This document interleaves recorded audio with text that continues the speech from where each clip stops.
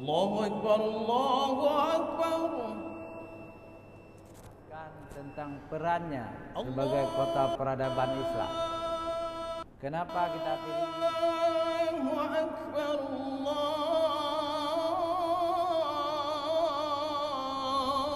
Bismillahirrahmanirrahim. Assalamualaikum warahmatullahi wabarakatuh. Alhamdulillahi rabbil alamin. Wabihi nasta'inu ala umuri dunya waddin. Asyhadu an la ilaha illallah wahdahu la syarikalah wa asyhadu anna Muhammadan abduhu wa rasuluh. Allahumma salli ala sayyidina Muhammad wa ala alihi wa sahbihi ajma'in. Amma ba'd. Puji syukur kita panjatkan kehadirat Allah pencipta semesta alam. Selawat dan salam kepada junjungan kita Nabi besar Muhammad sallallahu alaihi wasallam beserta keluarga dan sahabat beliau sekalian. Yang kami hormati guru-guru kami yang hadir di subuh yang mulia ini. Ada Bapak Imam Besar, Bapak Profesor Dr. Azman Ismail MA, hadirin wal hadirat, juga tamu-tamu kami yang datang dari luar kota, salat di Masjid Raya Baitur Rahman untuk mencari ridha Allah Subhanahu wa taala. Hadirin wal hadirat, pagi ini kita lanjutkan tentang Banda Aceh. Jadi Banda Aceh sudah 8 abad 819 tahun kota tua dan kota tua di Asia Tenggara. Ini luar biasa Banda Aceh. 200 tahun lagi sudah 1000 tahun. Jadi luar biasa. Kita sudah jelaskan peran-peran Banda Aceh. Dan pagi ini kita lanjutkan. Jadi tentang peradabannya, tentang perannya sebagai tempat mencetak dai sudah, ekonomi, agama, macam-macam sudah kita jelaskan. Pagi ini saya akan jelaskan tentang perannya sebagai kota peradaban Islam. Kenapa kita pilih ini? Memang yang pertama adalah sebagai menyambut gagasan dari Wali Nanggro. Baru-baru ini Wali Nanggro menjadi narasumber dalam seminar peradaban Aceh di Jantau tanggal 6 dan 7 Senin dan Selasa yang lalu. Saya juga ada undangan sebagai peserta, dan seminar-seminar itu sangat penting, apalagi dihadiri oleh seluruh budayawan dari Jakarta, dari Malaysia, dari Brunei, dari Australia. Itu penting untuk kita ukur sejauh mana kemajuan budaya Aceh ini. Hadirin wal hadirat yang dirahmati Allah, seminar ini digagas oleh Institut Seni Budaya Indonesia Aceh di Jantau. Jadi acaranya di Jantau dan kita anggap sangat sukses, ya, sangat sukses. Ada beberapa catatan. Kita memang mencapai kemajuan di segi peradaban, ya. Tapi ada juga beberapa hal yang mundur. Itu biasa dalam dinamika perkembangan budaya. Hadirin wa hadirat yang dirahmati Allah, kita ingin mulai bahwa peradaban Aceh ini bersamaan dengan datangnya Islam ke Aceh. Jadi Aceh memulai peradabannya setelah Islam ada.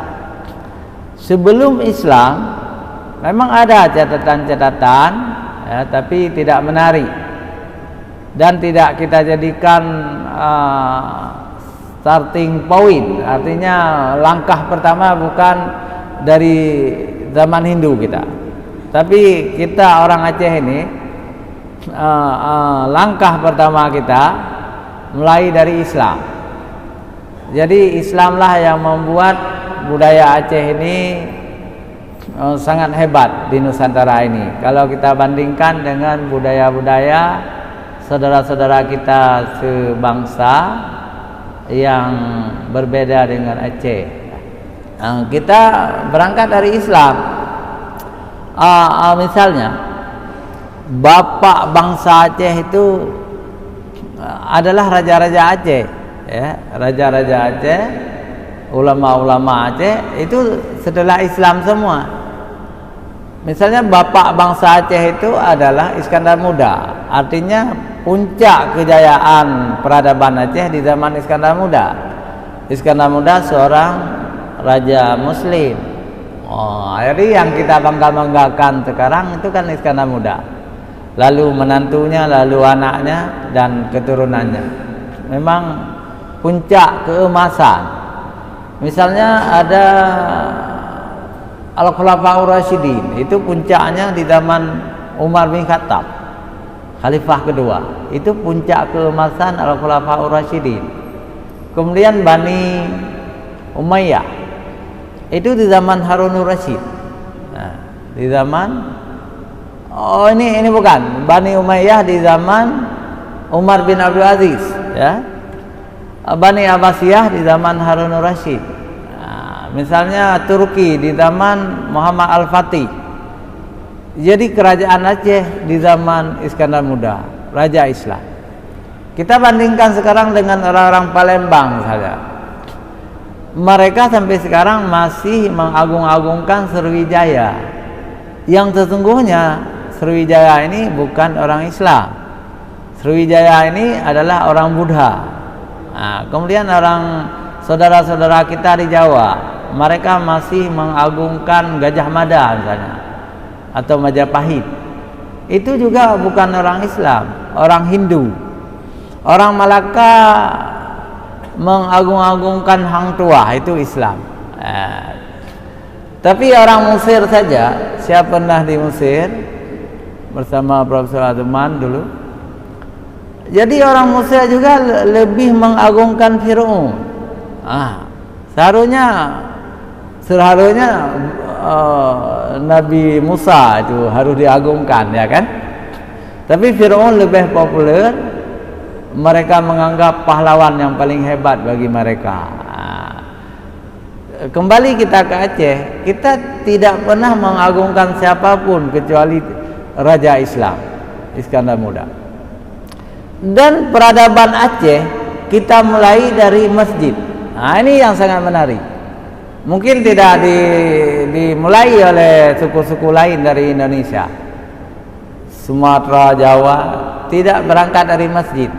Tapi peradaban kita Aceh berangkat dari masjid. Apa itu di masjid? Di masjid yang pertama bacaan Al-Quran, kalam Allah. Itu harus qari yang indah kita dengar. Termasuk imam. Imam kan harus qari yang indah juga.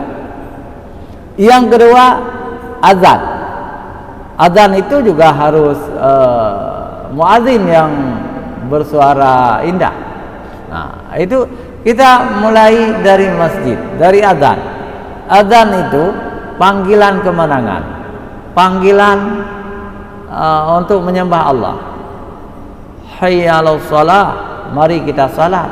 Hayya 'alal falah, mari kita mencari kemenangan. Jadi peradaban Aceh mulai dari masjid. Jadi dari masjid itu tentu yang indah-indah yang keluar dia.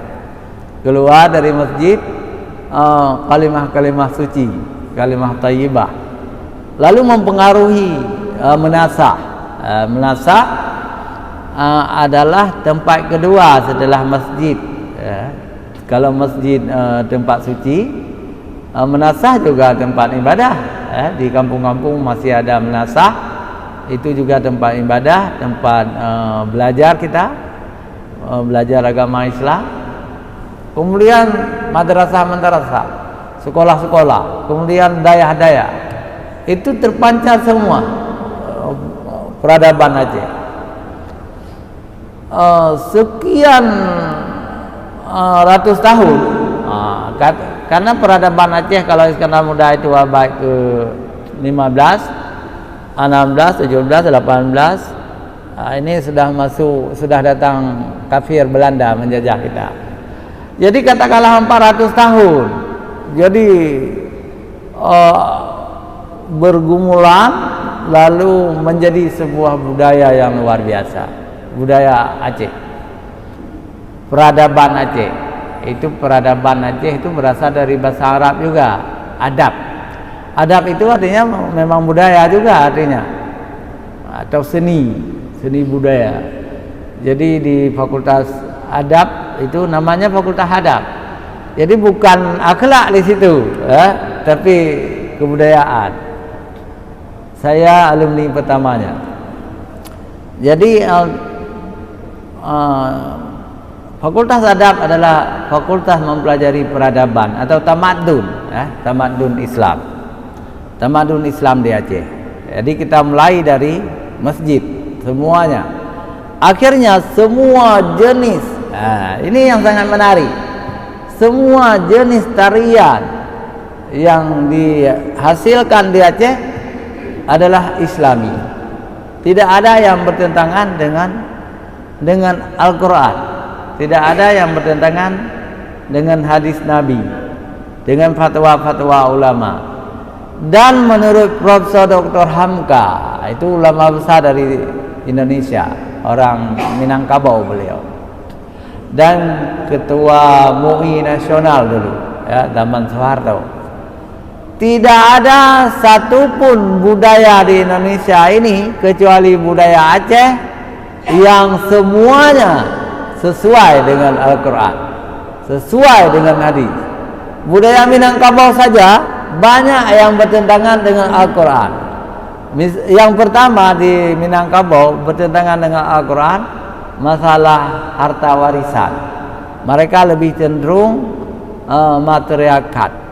Jadi lebih banyak perempuan dapat ketimbang laki-laki. Di Aceh sesuai dengan Al-Quran. Kemudian ada lagi adat-adat di Minangkabau yang bertentangan. Tetapi setelah Aceh, Minangkabau lebih baik. Daerah-daerah lain banyak bercampur baur dengan agama lama, agama Hindu dan Buddha. Tapi budaya Aceh, peradaban Aceh itu 100% sama apa kata Quran begitu. Ini sebagai contoh. Di Aceh ini ada 30 tarian. 30 tarian, ada saman, tedati, laut, likok pulau dan macam-macam namanya. Sampai 30 jenis. Itu satu pun tidak ada yang bertentangan dengan Al-Quran. Di mana kita lihat? Yang pertama, kesenian Aceh tidak satu pun bercampur antara laki-laki dan perempuan. Coba lihat, itu sesuai dengan Al-Quran.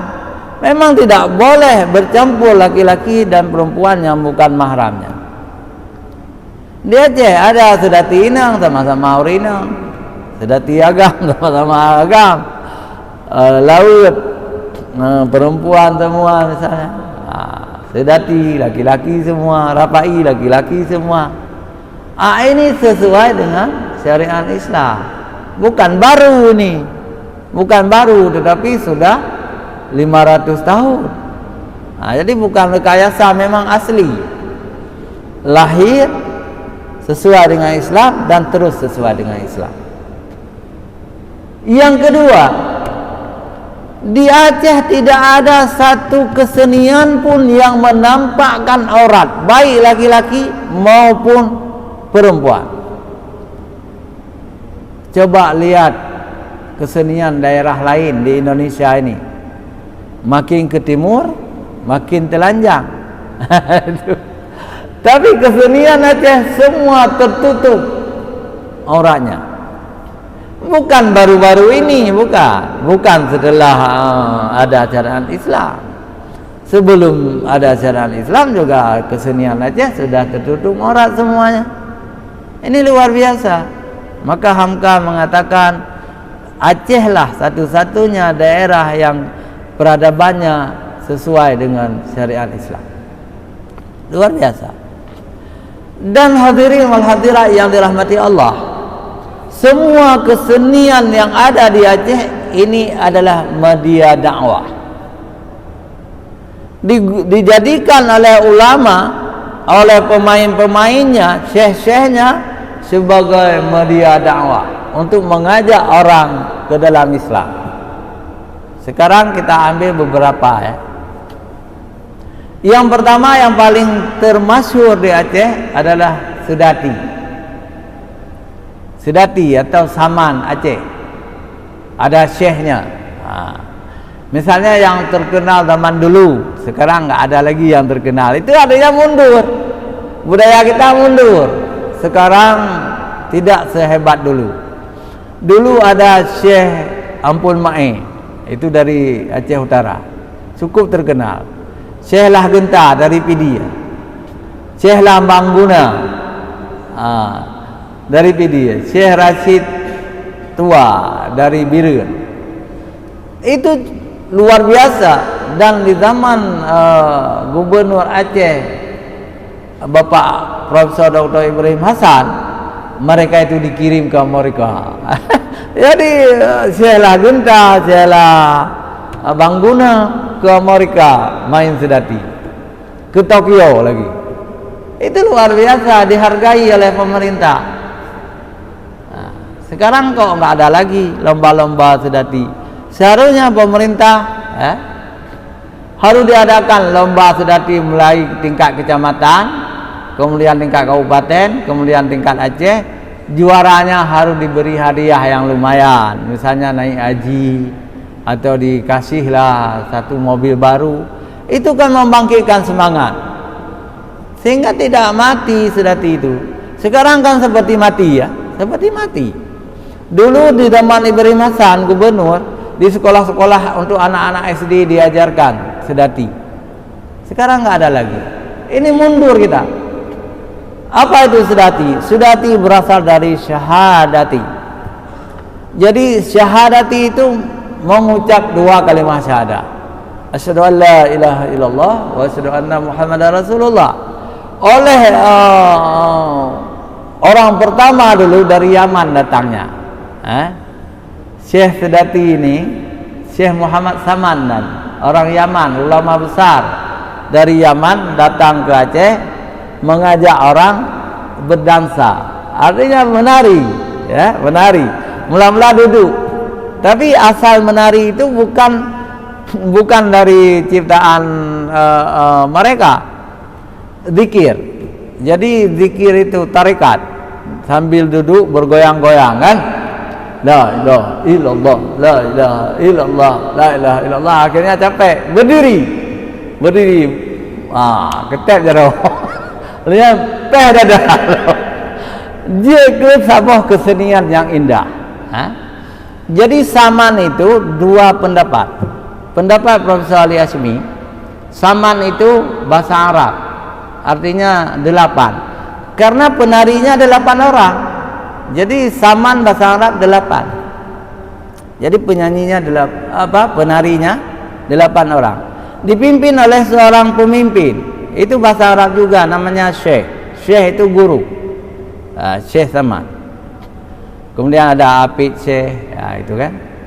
Kemudian isi itu dakwah semuanya. Yang pertama salim. Assalamualaikum nuntambang langsung, ya bi salim kemandum saudara, itu salim karena salim Nabi kan sunat jarak umat tanda mulia. Kemudian baru selawat kepada Nabi, selawat kepada Rasulullah. Kemudian baru isi Saman itu syair-syair, kasidah-kasidah. Itu mendia dakwah sehingga orang berduyun-duyun masuk Islam di zaman itu. Datangnya dari Yaman. Syekh Muhammad Saman namanya. Sampai sekarang juga tarikat Muhammad Saman itu masih kuat di Timur Tengah, di Mesir, di Libya, di Arab, seluruh masih banyak tarikat Muhammad Saman itu. Itulah orang yang membawa sedati ke Aceh zaman dulu. Pulang balik dia dari Yaman ke Aceh, dari Aceh ke Yaman, bolak-balik. Jadi kesenian yang luar biasa. Apa itu Sian Lahir Lahu? Itu yang cukup gawat ya. Sian Lahir Lahu, hai ada Sian Lahir Lahu. Itu entah bahasa apa itu. Bahasa Arab bukan, bahasa Aceh bukan. Rupanya menurut guru saya, Profesor Ali Hashimi, Sian Lahir Lahu itu tidak lain daripada selawat. Sallallahu alaihi wasallam, sallallahu alaihi wasallam.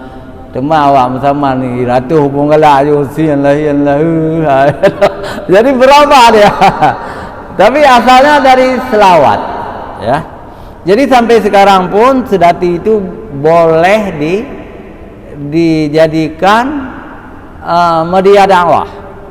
Saya pernah wawancara Syekh Lah Genta.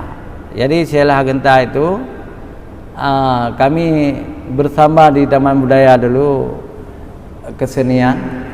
Saya latih sebagai orang teater di Taman Budaya. Saya kenal Syekh Lah Genta, Syekh Lah Bangguna, kawan saya semua. Yang menarik, yang pertama syekh-syekh itu orang beriman, tidak pernah tinggal salat. Itu yang menarik ya. Yang kedua, di samping ilmunya seperti orang alim juga, latar belakangnya tahu agama, bukan orang awam. Syekh Lah Genta, Syekh Lah Bangguna itu orang-orang yang tahu agama. Dan ketika mereka di Tokyo, mereka tampil di Tokyo, di beberapa kota di Jepang, ada orang Jepang yang masuk Islam setelah mendengar, padahal orang Jepang itu tidak tahu apa diucapkan tuh kan. Bahasa Aceh, sedati itu bahasa Aceh. Tapi orang Jepang masuk Islam, datang ke Islamic Center, masuk Islam, ditanya oleh Majid Futaki, nama tokoh Jepang yang Islam, kenapa masuk Islam? Menyaksikan sedati Aceh. Menyaksikan sedati Aceh. Maka kita imbau kepada Gubernur Aceh, kepada DPR, kepada siapa saja, wali kota, kalau ada anggaran nanti harus dibuat pertandingan supaya sedati ini hidup kembali dan jaya kembali. Hadirin wal hadirat yang dirahmati Allah, yang kedua, kesenian kita yang paling terkenal di Aceh adalah Rapai. Sehingga ada istilah penajuh timpan, piasan Rapai. Jadi punya penajuh timpan, punya piasan Rapai. Berarti Rapai penting sekali. Hadirin wal hadirat yang dirahmati Allah, Rapai juga media dakwah. Siapa yang menciptakan Rapai ini? Orang Yaman juga, ulama dari Yaman, namanya Syekh Muhammad Rifai. Syekh Muhammad Rifai. Dari Rifai inilah menjadi bahasa Aceh Rapai. Nama ulama besar, pemimpin tarikat Rifaiyah. Jadi Syekh Rifai juga datang ke Aceh, tapi dia menggunakan rebana itu, Rapai ya. Kalau aslinya kecil, tapi kemudian Rapai uruh itu besar sikit. Ada yang raksasa, Rapai pasai. Besar kali Rapai pasai. Ya. Tapi itu media dakwah. Jadi sama juga. Jadi iramanya bermacam-macam bentuk. Saya ahlinya. Kenapa? Karena di kampung saya ada Rapai dan bapak saya Syekh Rapai. Almarhum Kecik Hamzah itu nama bapak saya, Syekh Rapai. Saya juga bisa pukul Rapai. Jadi saya bisa sampai 8 lagu Rapai itu bisa. Jadi hadirin wal hadirat yang dirahmati Allah, Syekh Muhammad Rifai juga mengajak orang masuk Islam dengan Rapainya. Tapi Syekh Muhammad Rifai juga menambah satu kesenian lain di dalam rapai. Apa itu? Dabus. Dabu. Itu bahasa Arab, dabus, artinya kekebalan. Kebal. Orang berdabus itu kebal. Dabus cuma ada di 2 daerah di Indonesia ini. Yang pertama Aceh, yang kedua Jakarta. Betawi ya. Orang Betawi. Orang Banten juga ada 3. Tapi di Malaysia cuma ada 1 tempat, di Kedah, yang bawanya orang Aceh. Ke Kedah Malaysia. Ada rapai di situ. Jadi itu adalah media dakwah, mengajak orang. Dan saya pernah dulu saya ketua Laka Remaja. Jadi Laka itu lembaga kesenian Aceh. Saya ditugaskan oleh guru saya, Profesor Ali Hashimi, untuk membawa kesenian ulang tahun Kota Malaka yang ke-600 tahun. Saya pimpinannya, official. Saya bawalah rapai ke sana, sedati, saya ketuanya. Dan dabus ya. Dabus sangat susah saya cari orang yang bisa kebal, enggak ada di Banda Aceh. Akhirnya ketemu seorang Aceh Barat dari Semelu. Tapi rekayasa dabus kami. Yang penting orang-orang kafir nanti tercengang. Bagaimana rekayasanya? Ban mobil di dalam pahanya itu dibalut ban keras. Kalau ditikam itu enggak mapan, enggak tembus. Jadi Pak Iwan mungkin masih hidup di Semelu sekarang. Dulu tukang becak di Banda Aceh. Jadi kita sulap, kita bawa ke Malaka, kita tampil di Malaka, di Kuala Lumpur. Jadi orang-orang turis, orang-orang Amerika, Inggris, Perancis banyak sekali di Malaka itu, banyak kali turis. Menangis mereka, takut, takut betul. Padahal enggak dipotong dengan pedang, enggak mapan, ban motor dalam bah. Jadi yang ingin saya katakan, sangat sukses kita. Walaupun menipu sedikit kan, bukan asli kebal. Karena enggak ada yang kebal betul. Kalaupun ada mungkin mahal sekali. Itu kan murah kan. Jadi rapai ketika kita tampil di Malaka, di Duta Besar Kuala Lumpur, sangat sukses ya. Sangat sukses, luar biasa. Orang suka sekali ketika berdabus itu. Jadi rencong itu ciko. Jadi aneh-aneh pikiran bagaimana memperkenalkan Aceh ke luar negeri. Saya punya ide sejak muda. Itu kan rekayasa. Menyipu lewat Malaysia, bohong orang Aceh itu.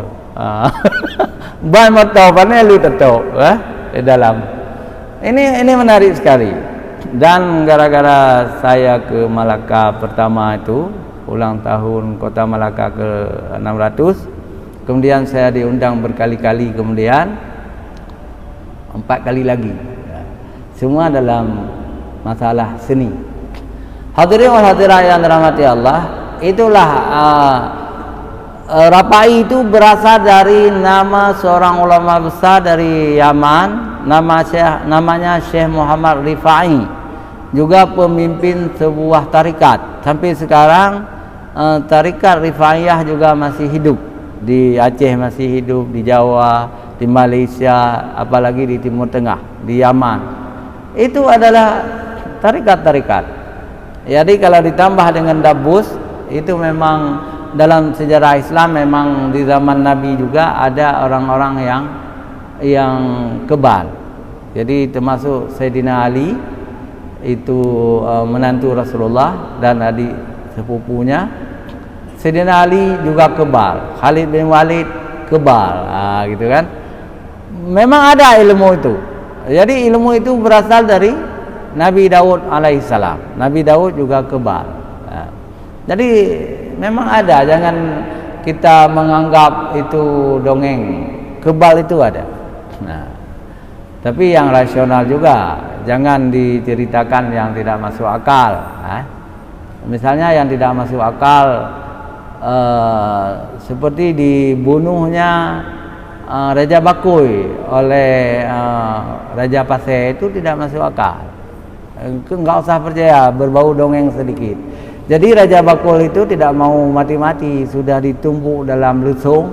Jadi dibuat lesung tempat tok padi dan jingki pun cukup raya itu.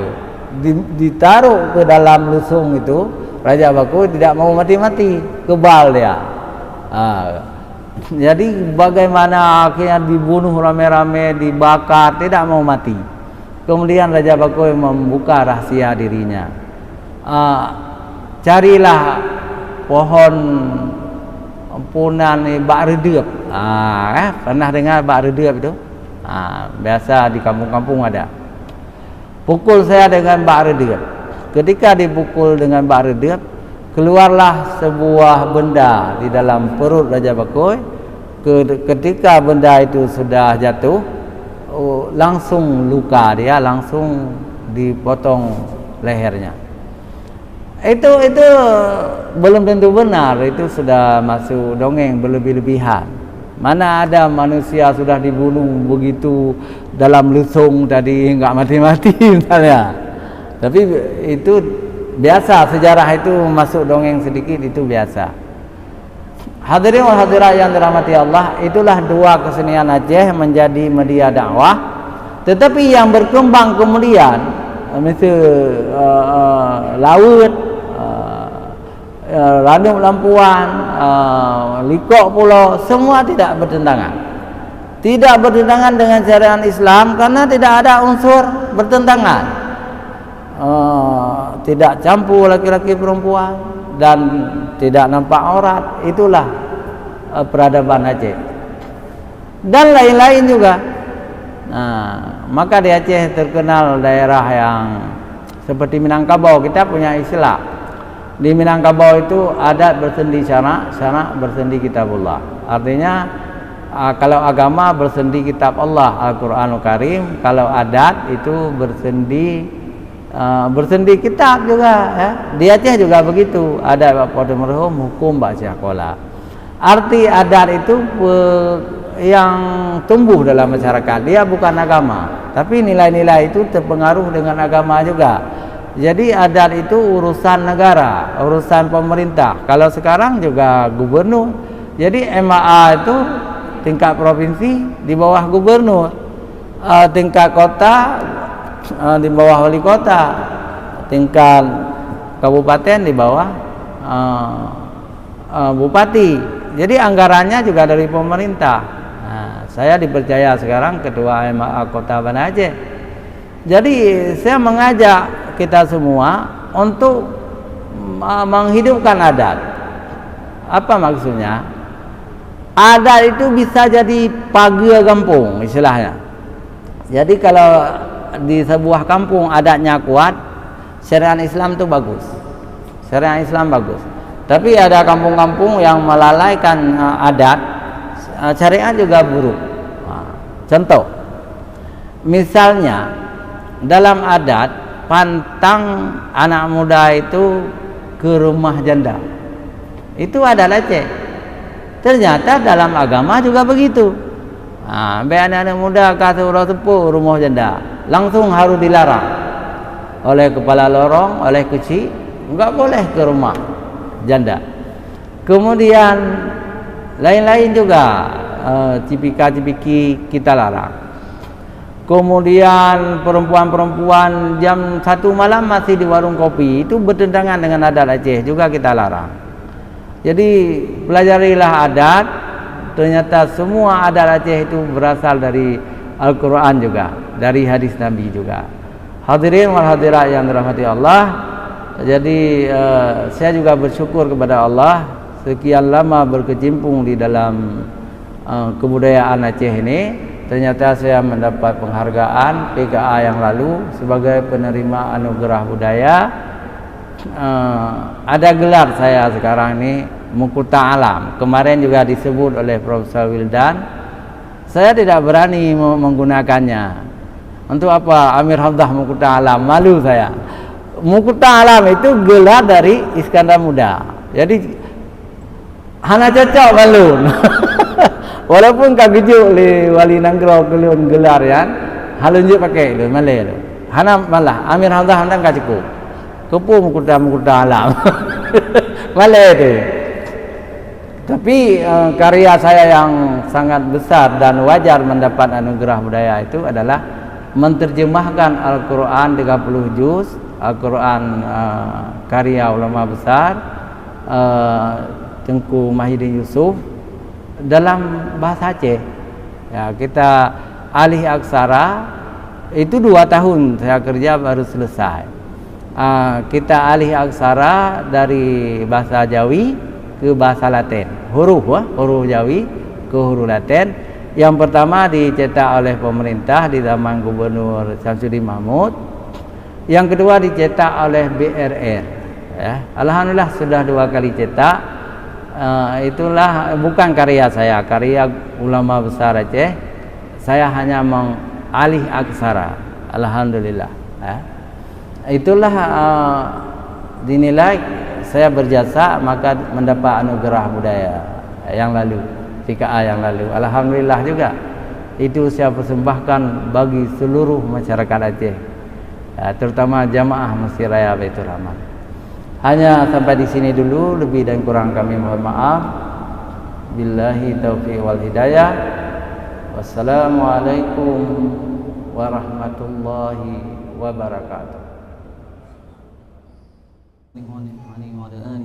أعوذ من الشيطان الرجيم بسم الله الرحمن الرحيم الحمد لله رب العالمين اللهم صل وسلم على سيدنا محمد في الأولين وصل وسلم على سيدنا محمد في الآخرين وصل وسلم على سيدنا محمد في النبيين وصل وسلم على سيدنا محمد في المرسلين وصل وسلم على سيدنا محمد في الملأ الأعلى إلى يوم الدين وصل وسلم على سيدنا محمد وعلى آله وصحبه أجمعين ولقد أشرت لنعت من أوصافه تحيي القلوب تهيج الأشجان والله قد أثنى عليه فما يساوي القول منا أو يكون ثنانا لكن حبا في السرائر قد دعا لمديح صفوة ربنا وحدانا وإذ امتزجنا بالمودة ها هنا نرفع أيدي فخرنا ورجانا للواحد الأحد العلي إلهنا متوسلين بمن إليه دعانا مختاره وحبيبه وصفيه زين الوجود به الإله حبانا يا ربنا يا ربنا يا ربنا بالمصطفى اقبلنا أجب دعوانا أنت لنا يا ذخرنا في هذه الدنيا وفي أخرانا أصلح لنا الأحوال واغفر ذنبنا ولا تؤاخذ رب إن أخطانا واسلك بنا في نهج طه المصطفى ثبت على قدم الحبيب خطانا أرنا بفضل منك طلعة أحمد في بهجة عين الرضا ترعانا واربط به في كل حال حبلنا وحبال من ودى ومن والانا والمحسنين ومن أجاب نداءنا وذوي الحقوق وطالبا أوصانا والحاضرين وساعيا في جمعنا ها نحن بين يديك أنت ترانا ولقد رجوناك فحقق سؤلنا واسمع بفضلك يا سميع دعانا وانصر بنا سنة طه في بقاع الأرض واقمع كل من عادانا وانظر إلينا واسقنا كأس الهنا واشف وعاف عاجلا مرضانا واقضي لنا الحاجات وأحسن ختمنا عند الممات وأصلح عقبانا. Sama-sama. يا ربي واجمعنا وأحبابا لنا في دارك الفردوس يا رجوانا. يا ربي واجمعنا وأحبابا لنا في دارك الفردوس يا رجوانا. يا ربي واجمعنا وأحبابا لنا في دارك الفردوس يا رجوانا. بالمصطفى صل عليه وآله ما حركت ريح الصبا أغصانا. سبحان ربك رب العزة عما يصفون وسلام على المرسلين والحمد لله رب العالمين. الفاتحة ورحمة الله. أعوذ من الشيطان الرجيم. بسم الله الرحمن الرحيم. الحمد لله رب العالمين الرحمن الرحيم مالك يوم الدين. إياك نعبد وإياك نستعين اهدنا الصراط المستقيم صراط الذين أنعمت عليهم غير المغضوب عليهم ولا الضالين آمين. مدد يا سيدي يا رسول الله.